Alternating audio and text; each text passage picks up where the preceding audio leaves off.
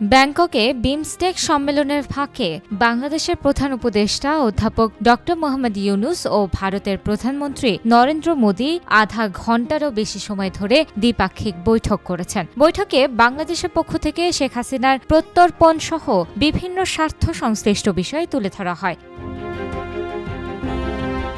4 April শুক্রবার প্রধান উপদেষ্টার প্রেস সচিব শফিকুল আলম এ তথ্য জানিয়েছেন। শফিকুল আলম বলেন, বাংলাদেশ ও ভারত দুই দেশের সরকার প্রধানের মধ্যে অনুষ্ঠিত বৈঠকটি অত্যন্ত গঠনমূলক ও ফলপ্রসূ হয়েছে। আমাদের সঙ্গে পারস্পরিক স্বার্থ সংশ্লিষ্ট সব ইস্যুতে আলোচনা হয়েছে। প্রেস সচিব বলেন, শেখ হাসিনার প্রত্যর্পণ এবং ভারতে বসে তিনি উস্কানিমূলক বক্তব্য দিচ্ছেন, এসব বিষয় বৈঠকে তুলে ধরা হয়েছে। এছাড়া সীমান্তে হত্যা, তিস্তা নদীর পানি বণ্টন সহ পারস্পরিক স্বার্থ সংশ্লিষ্ট বিভিন্ন বিষয়ে ফলপ্রসূ আলোচনা হয়েছে।